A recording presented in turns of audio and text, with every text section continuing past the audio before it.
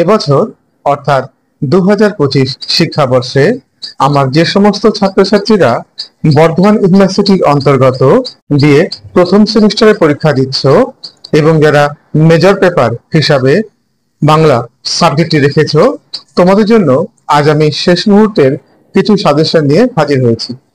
আর হ্যাঁ, আরেকটি কথা, যারা 2023 সালে ফার্স্ট সেমিস্টারে পরীক্ষা দিয়েছিলে অথচ এই বাংলা মেজর পেপারে তোমাদের সাপ্লি বা ব্যাক এসেছে, তোমাদের জন্য এই প্রশ্নগুলি খুবই গুরুত্বপূর্ণ।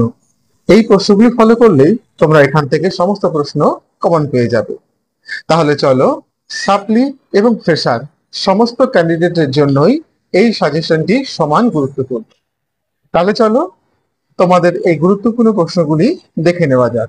এখানে আমি কতগুলি গুরুত্বপূর্ণ গল্প, কবিতা এবং প্রবন্ধ থেকে প্রশ্নগুলি তোমাদের সামনে তুলে ধরেছি। তাহলে চলো প্রশ্নগুলি দেখে নেওয়া যাক। প্রথম কবিতা বলাকা। এখান থেকে যে 10 নম্বরের প্রশ্নটি তোমরা পড়বে তা হলো 1, বলাকা কবিতাটি কার লেখা?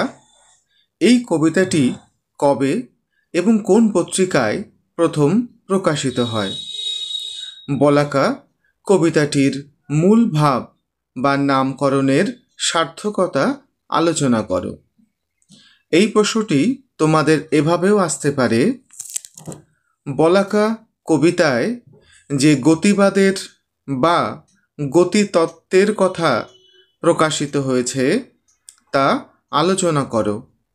এই কবিতাটি কবি কবে এবং কোথায় বসে রচনা করেন?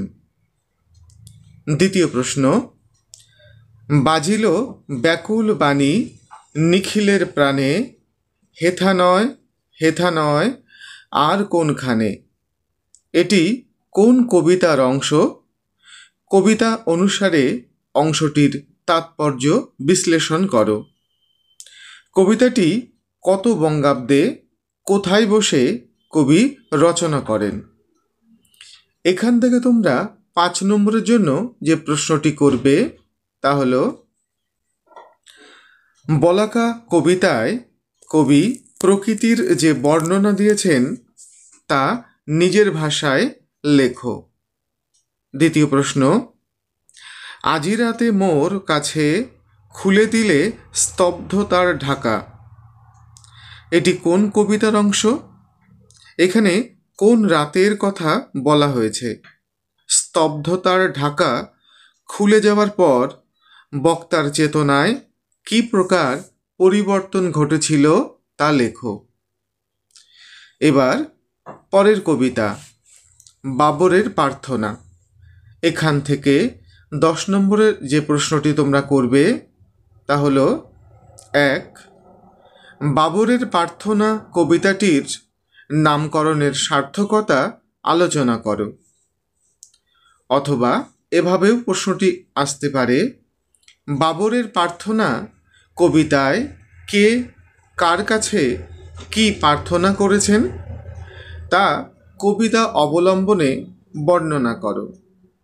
আবার এটি এভাবেও আসতে পারে, বাবরের প্রার্থনা কবিতায় একজন পিতার হৃদয়ের যে আকুতি প্রকাশ পেয়েছে তা কবিতা অবলম্বনে বর্ণনা করো।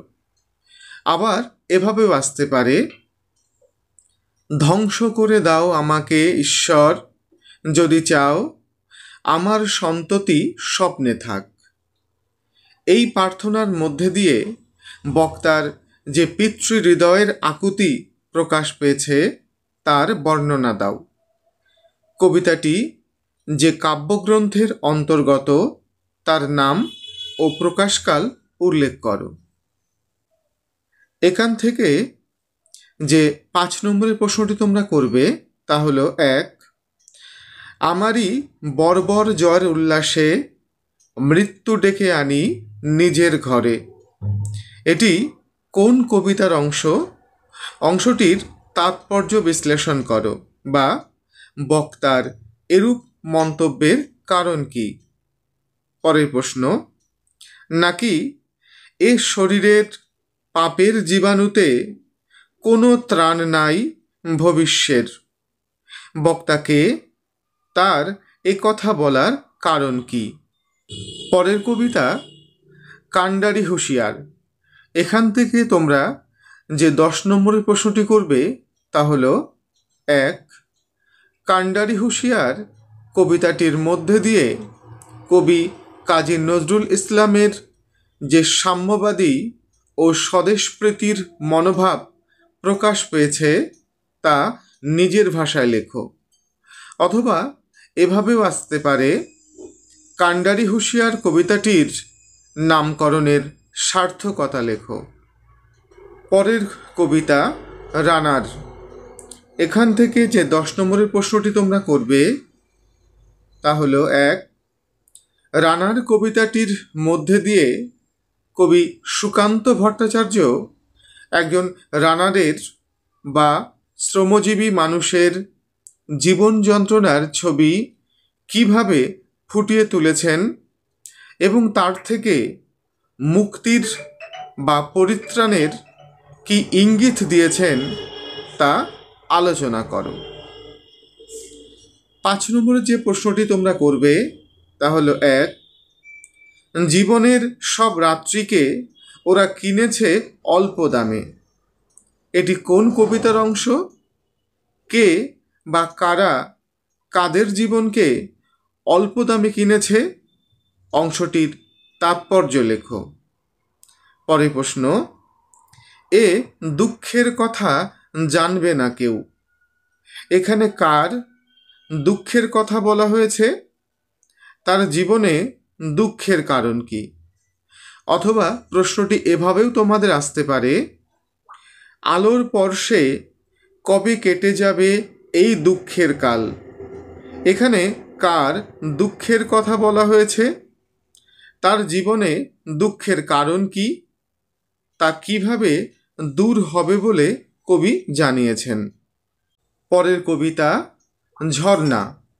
এখান থেকে 10 নম্বরের যে প্রশ্নটি তোমরা করবে তা হলো 1, সত্যেন্দ্রনাথ দত্তের কাব্য বৈশিষ্ট্য উল্লেখ করে ঝর্ণা কবিতাটির রূপ সৌন্দর্য বর্ণনা করো। অথবা এভাবেও প্রশ্নটি আসতে পারে, ঝর্ণা কবিতায় সত্যেন্দ্রনাথ দত্তের যে প্রকৃতি প্রীতির পরিচয় পাওয়া যায় তা আলোচনা করো। অথবা এভাবেও আসতে পারে, ঝর্ণা কবিতায় কবি যে প্রেমের চিত্র অঙ্কন করেছেন তার বর্ণনা দাও। এখান থেকে 5 নম্বরে যে প্রশ্নটি তোমরা করবে তা হলো 1, এসো তৃষ্ণার দেশে, এসো কলহাস্যে। কে কাকে আহ্বান করেছেন? তৃষ্ণার দেশে তার প্রয়োজন কি বুঝিয়ে দাও।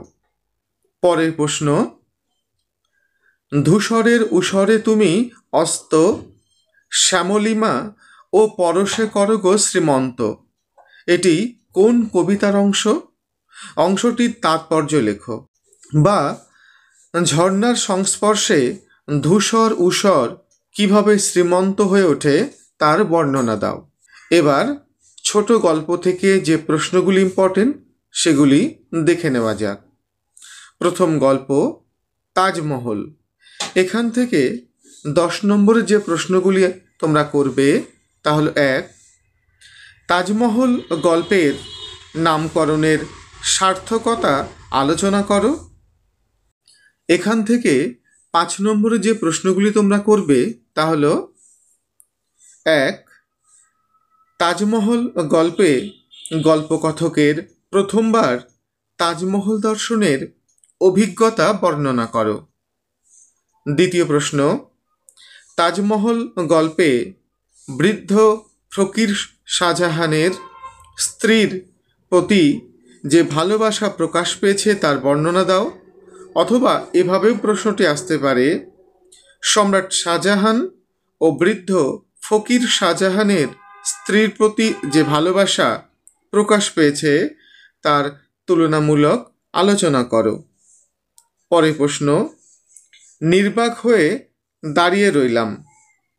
এখানে কার নির্বাক হয়ে দাঁড়িয়ে থাকার কথা বলা হয়েছে, তার নির্বাক হয়ে দাঁড়িয়ে থাকার কারণ কি?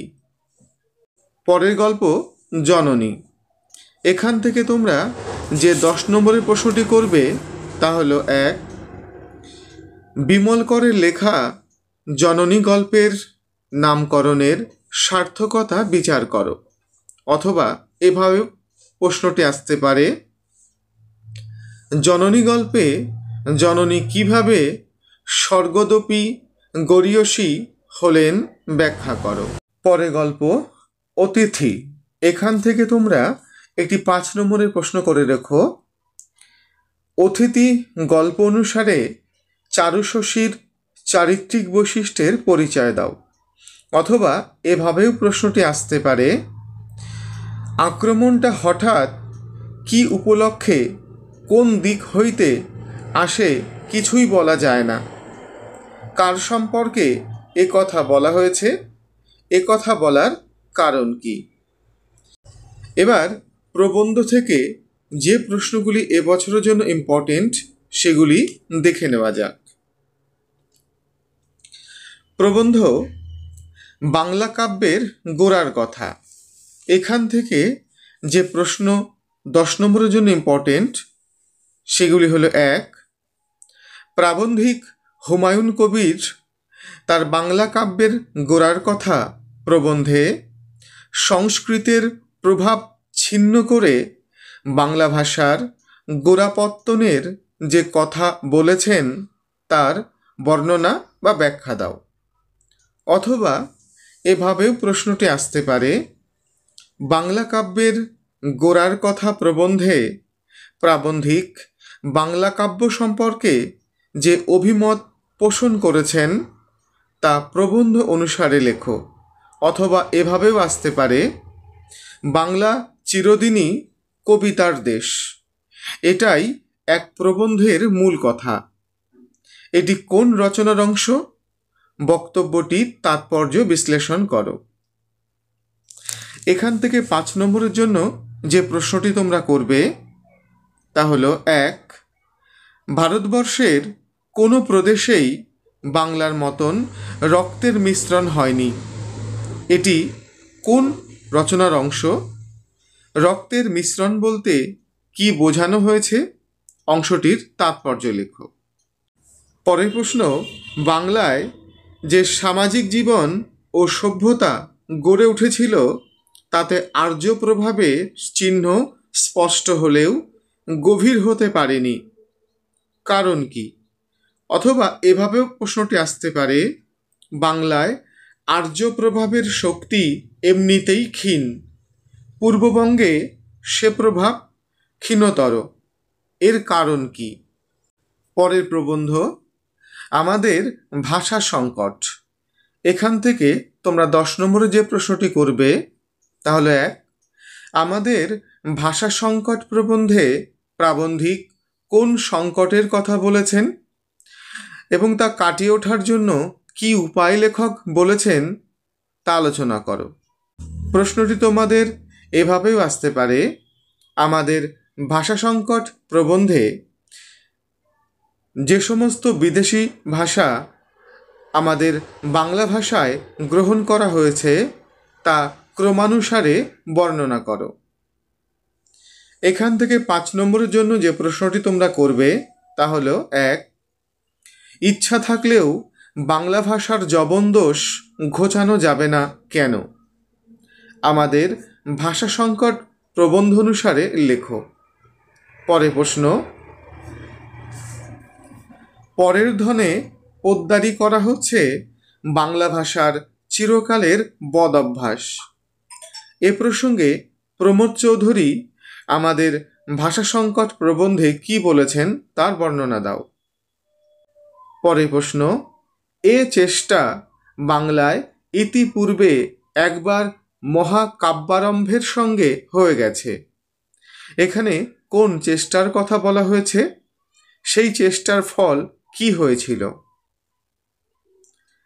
পরের প্রবন্ধ রবীন্দ্রনাথ ও উত্তর সাধক। যে প্রশ্নটি তোমরা এখান থেকে করবে তা হলো 1, আধুনিক যুগের কবিরা রবীন্দ্রনাথের উত্তর সাধক হয়েও কিভাবে তারা স্বতন্ত্র অর্জন করেছিল তা আলোচনা করো। অথবা এভাবেও প্রশ্নটি আসতে পারে, রবীন্দ্রনাথের উত্তর সাধক হয়েও আধুনিক যুগের কবিরা কতখানি স্বতন্ত্রের পরিচয় দিয়েছিল এবং কতখানি প্রভাবিত হয়েছেন সেই বিষয়ে আলোচনা করো। এখান থেকে 5 নম্বরের জন্য যে প্রশ্নটি তোমরা করবে তা হলো 1, তাদের পক্ষে অনিবার্য ছিল রবীন্দ্রনাথকে অনুকরণ এবং অসম্ভব ছিল রবীন্দ্রনাথের অনুকরণ। এখানে কাদের কথা বলা হয়েছে?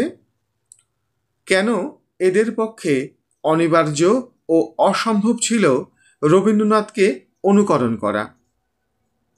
পরের প্রশ্ন, এই লক্ষণ কবিদের মধ্যে বর্তায় কখনো বা ব্যক্তিগত কারণে, আবার কখনো বা ঐতিহাসিক কারণে। লক্ষণটি নির্দেশ করে লক্ষণ বর্তাবার ব্যক্তিগত ও ঐতিহাসিক কারণ ব্যাখ্যা করো। এবার তোমরা অতিরিক্ত প্রশ্ন হিসাবে 5 নম্বরের জন্য কয়েকটি প্রশ্ন করে রেখো।